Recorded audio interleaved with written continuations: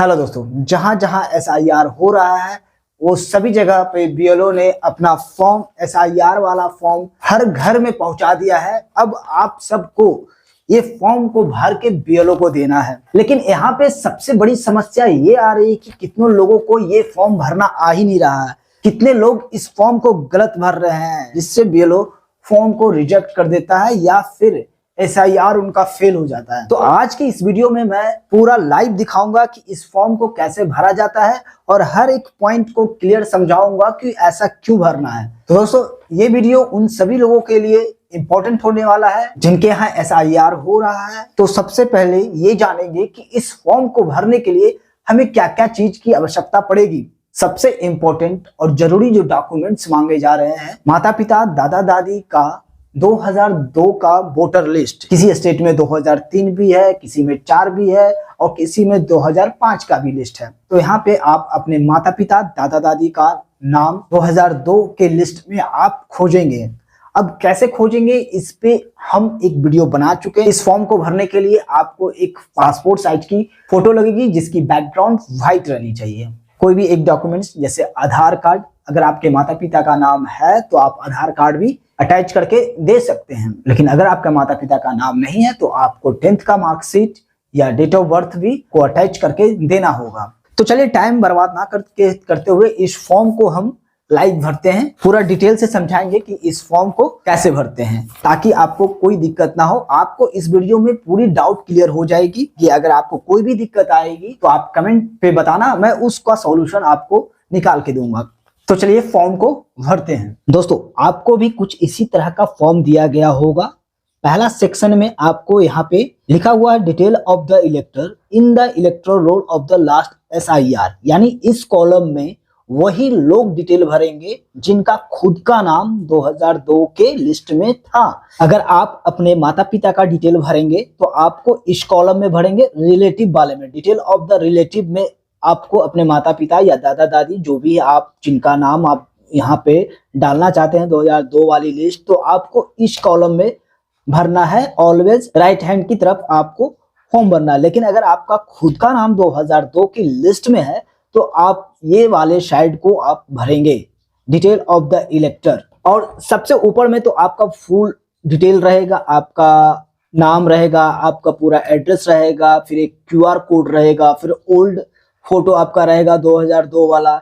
फिर यहाँ पे आपको करंट फोटो चिपकाना है, वो भी पासपोर्ट साइज का और बैकग्राउंड में व्हाइट होना चाहिए, ऐसा मैंडेटरी है। नीचे का कॉलम मैंने बता दिया है, नीचे में आपका खुद का डिटेल रहेगा तो आप यहाँ पर इस कॉलम को भरेंगे। ये वाला कॉलम आप तभी भरेंगे जब आपके माता पिता या दादा दादी का नाम 2002 के लिस्ट में है तो। और नीचे ये वाले कॉलम में आपको अपना डिटेल भरना है, आपके वोटर कार्ड के हिसाब से पूरा आपका डिटेल भरना है। तो चलिए अब इस फॉर्म को हम भरते हैं। तो सबसे पहले ये सेक्शन जो है इधर उधर हो सकता है, कभी किसी स्टेट में फॉर्म को पर्सनल डिटेल वाली सेक्शन को ऊपर डाल देता है और किसी स्टेट में नीचे डाल देता है। तो आप देख लेना कि आपके स्टेट में ऊपर है या नीचे। आपको मिलेगा यही 3 सेक्शन। इस 3 सेक्शन के अलावे आपको कुछ नहीं मिलेगा, आपको फॉर्म यही भरना है। बस सेक्शन का हेर फेर होगा, ऊपर नीचे का होगा। अगर आप अपने माता पिता का 2002 वाली लिस्ट का डिटेल डालना चाहते हो तो सबसे पहले आपको अपने माता पिता का 2002 वाली लिस्ट का डिटेल निकालनी होगी। वोटर लिस्ट में 2002 का नाम निकालने के लिए मैं उस पर एक वीडियो बना चुका हूँ। आप उस वीडियो को देखकर आसानी से आप अपना माता पिता दादा दादी का नाम खोज लेंगे। तो दोस्तों, यहाँ पे अगर आपने डिटेल निकाल लिया है तो आपके पास डिटेल कुछ इस प्रकार का होगी। सबसे ऊपर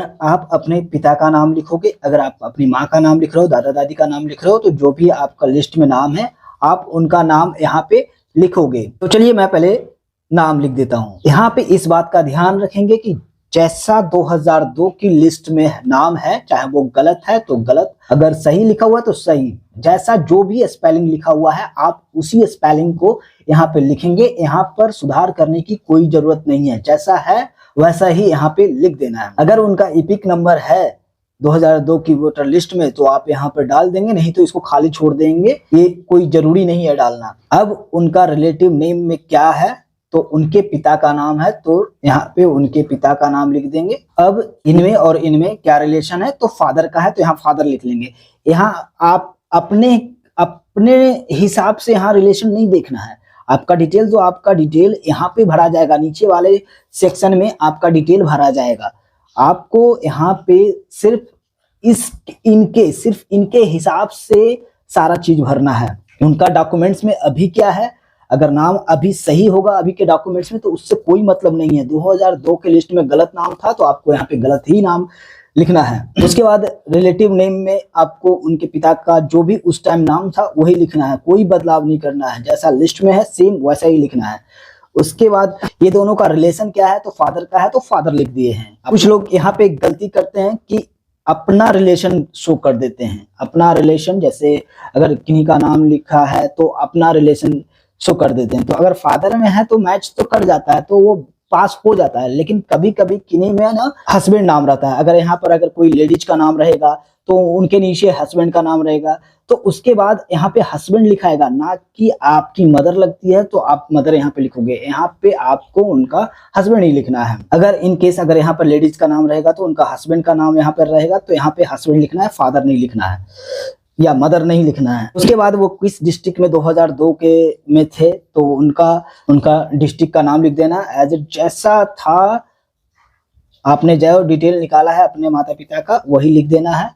जो भी स्टेट था यहाँ पे वो लिख देना है। आप ये वाली लिस्ट कैसे निकालेंगे, जिसपे मैं एक वीडियो बना चुका हूँ, आप वहां से भी अपना डिटेल निकाल सकते हैं। इस प्रकार से अपने माता पिता का डिटेल आप उस वीडियो से आपको हेल्प मिल जाएगी। असेंबली कंस्टिट्यूशन यानी विधानसभा क्या है, तो उस एरिया का विधानसभा जो भी है यहाँ पे लिख देंगे। उसके बाद एसी नंबर, यहाँ पे देखिए अगर आप इस टाइप का डिटेल निकालेंगे तो आपको एसी नंबर दिख जाएगा 51, पार्ट नंबर 122 और सीरियल नंबर 260। इस प्रकार से आपका 2002 वाले लिस्ट जो है कंप्लीट हो गया। आपको यहाँ पे कोई सुधार नहीं करना है। अभी आपके पिता का क्या नाम हो गया उससे कोई मतलब नहीं। 2002 के लिस्ट में यही नाम था तो आपको यही नाम लिखना है। चाहे आपके वोटर आईडी कार्ड में क्या नाम है उससे कोई मतलब नहीं है। यहाँ पे आपका अपना डिटेल भरना है। यहाँ पे जो आपके वोटर आईडी कार्ड में है, अभी के वोटर आईडी कार्ड यानी 2026 के वोटर आईडी कार्ड में, जिस वोटर आईडी कार्ड से आपको ये स्लिप मिला है, जिस वोटर आईडी कार्ड में आपका यहाँ पर जो डिटेल है उसी डिटेल के हिसाब से आपको यहाँ पे लिखना है। तो डेट ऑफ बर्थ अगर आपके वोटर आईडी कार्ड में क्लियरली मेंशन नहीं है तो आप आधार कार्ड का या पैन कार्ड का डेट ऑफ बर्थ यहाँ पे डाल देंगे उसके हिसाब से। अगर यहाँ पे जो भी आपका डेट ऑफ बर्थ होगा यहाँ पे आप यहाँ मेंशन कर देंगे। डेट ऑफ बर्थ इस प्रकार से मेंशन करेंगे, सारे कॉलम को फिल करना जरूरी है। जैसे अगर आपको 17 जून है तो 17, फिर 06, फिर 1997, अगर 5 मई है तो 5/5/1997, मतलब इस प्रकार से लिखना है। तो उसके बाद आपका आधार नंबर यहाँ पे ऑप्शनल है, नहीं भी डालोगे तो चल जाएगा, लेकिन मेरा रिकमेंडेशन यही रहेगा जब आपके पास आधार नंबर है ही तो आप आधार नंबर को डाल दो। अब मोबाइल नंबर, आप यहाँ पे अपना मोबाइल नंबर डाल दोगे। कोशिश करना कि जो वोटर आईडी कार्ड में रजिस्टर्ड है वही मोबाइल नंबर डालना, नहीं तो अब फादर और गार्जियंस नेम, आपके वोटर आईडी कार्ड में जो भी फादर नेम मेंशन है आप वो वोटर आईडी कार्ड में उनका नाम लिख दोगे। तो यहाँ पे आप अपने पिता का नाम लिखेंगे, जैसा कि आपके वोटर आईडी कार्ड में नाम मेंशन है सेम वैसा ही लिखेंगे। अब यहाँ पर डाउट लोगों को कब आती है, जब उनके पिता के वोटर आईडी कार्ड में या उनके पिता के डॉक्यूमेंट्स में कुछ और नाम रहता है, तो वो सोचते हैं कि ये पिता वाला डॉक्यूमेंट्स के हिसाब से यहाँ नाम डाले या खुद के डॉक्यूमेंट्स के हिसाब से डाले। तो मैं यहाँ पे बता दूं, यहाँ पे जो आपके वोटर आईडी कार्ड में है या फिर जो आपके आधार कार्ड में है, पैन कार्ड में है, तो आप वही डालेंगे। आपके पिता के वोटर आईडी कार्ड में क्या है इससे कोई मतलब नहीं है, आपके वोटर आईडी कार्ड में जो है वही नाम डालेंगे। कभी कभी ये भी पूछा जाता है कि उनके वोटर आईडी कार्ड में पति का नाम है यानी हस्बैंड का नाम है लेकिन पिता का नाम नहीं है, तो भी आपको, अगर पिता का नाम नहीं है आपके वोटर आईडी कार्ड में, तो भी आपको यहाँ पे पिता का ही नाम डालना है। अब पिता का नाम आप लाएंगे कहाँ से, आपके पैन कार्ड होगा, आपका बर्थ सर्टिफिकेट होगा, 10th का मार्कशीट होगा, वहां से आप अपना पिता का नाम यहाँ पे उसके अकॉर्डिंग आप लिखेंगे, लेकिन आप अपने ही डॉक्यूमेंट्स के अकॉर्डिंग लिखेंगे। और आपका अगर हस्बैंड के नाम से वोटर आईडी कार्ड बना हुआ है तो यहाँ पिता का नाम लिखने के बाद यहाँ पे उनका नाम आएगा। ये स्पाउस वाले कॉलम में उनका पति का नाम आएगा जो कि वोटर आईडी कार्ड में है। पिता का नाम लिख देने के बाद यहाँ मदर्स नेम लिखेंगे। यहाँ पे मदर्स नेम लिखना बहुत जरूरी है, क्योंकि अगर आप मदर्स नेम नहीं लिखेंगे तो हो सकता है कि फॉर्म्स को एक्सेप्ट नहीं किया जाएगा, क्योंकि ऑनलाइन फॉर्म भी अगर भरा जाता है तो वहाँ पर मदर्स में स्टार मार्क्स रहता है, क्योंकि ये वाला डिटेल आपको भरना जरूरी है। तो यहाँ पे आप अपने मदर्स का नेम डाल देंगे। कोई जरूरी नहीं है कि डॉक्यूमेंट्स मैच करना ही है, लेकिन यहाँ पर एक अपनी मदर्स का नाम डाल देंगे, जो भी आपकी मदर्स का नाम होगा। अगर उनके वोटर आईडी कार्ड बना हुआ है तो उनका वोटर आईडी कार्ड नंबर भी यहाँ पे मेंशन कर देना है, लेकिन ये ऑप्शनल है, अगर आप नहीं भी भरेंगे तो चल जाएगा। अब यहाँ स्पाउस नेम, जैसा कि मैं बताया हूँ कि अगर आपके वोटर आईडी कार्ड में आपके पति का नाम है तो आप यहाँ उनका नाम मेंशन कर सकते हैं और नीचे उनका वोटर आईडी कार्ड नंबर भी लिख सकते हैं। जरूरी नहीं है कि अगर आपके वोटर आईडी कार्ड में हस्बैंड का नाम है तभी आप हस्बैंड का नाम यहाँ पर लिखेंगे। अगर आपके वोटर आईडी कार्ड में आपके पिता का नाम से भी बना हुआ है, आपके वोटर आईडी कार्ड में फादर नेम से भी बना हुआ है, तो भी अगर आप मैरिड हैं तो आप यहाँ पे अपने हस्बैंड का नाम लिखेंगे, और अगर आप मेल हैं तो अपने पत्नी का नाम यहाँ पर लिख देंगे अगर उनका वोटर आईडी कार्ड है तो, और नीचे उनका वोटर आईडी कार्ड नंबर। इसके बाद लास्ट में आप यहाँ पे अपना सिग्नेचर कर देंगे। जो भी आपका नेम होगा आप यहाँ पे सिग्नेचर कर देंगे। नीचे वाली कॉलम में यहाँ पे मत कीजिएगा, यहाँ पर बीएलओ सिग्नेचर करेगा। आप सबसे ऊपर इस वाले कॉलम में आपको सिग्नेचर करना है। और जब अगर आप अपना डिटेल डालोगे तो ये कॉलम को स्किप कर दोगे, ये कॉलम नहीं भरोगे। आपको ये पूरा डिटेल भरना है तो आप ये वाला कॉलम भरोगे, खुद का डिटेल। लेकिन खुद का डिटेल भरने के लिए आपको 38 से प्लस एज होना चाहिए, तभी आपको 2002 के लिस्ट में आपका नाम मिलेगा, नहीं तो नहीं मिलेगा। आपको माता पिता का ही डिटेल डालना पड़ेगा। अब कितने लोगों को सवाल है, अगर मेरा नाम खुद का भी 2002 के लिस्ट में नहीं है और ना ही माता पिता का नाम 2002 के लिस्ट में है, तब का फॉर्म को कैसे भरेंगे? तब आपको ये दोनों कॉलम को खाली छोड़ देना है, क्योंकि ना तो आपका नाम है ना ही आपके माता पिता का है। तो ये वाले कॉलम को आपको दोनों कॉलम को खाली छोड़ देना है। सिर्फ नीचे वाले कॉलम को सही अपने डॉक्यूमेंट्स, अपने वोटर कार्ड के हिसाब से, पैन कार्ड के हिसाब से और आधार कार्ड के हिसाब से भर देना है। और अगर आप सिर्फ नीचे वाला ही कॉलम भरेंगे तो आपको 10th का सर्टिफिकेट मांगा जाएगा, या फिर बर्थ सर्टिफिकेट आपको यहाँ पे अटैच करके अपने आधार कार्ड, SIR फॉर्म, 10th का सर्टिफिकेट और 10th सर्टिफिकेट या बर्थ सर्टिफिकेट दोनों में से कोई एक दे के उसके बाद आधार कार्ड डाल के आप अपने BLO को दे देंगे, आपका फॉर्म को एक्सेप्ट कर लिया जाएगा।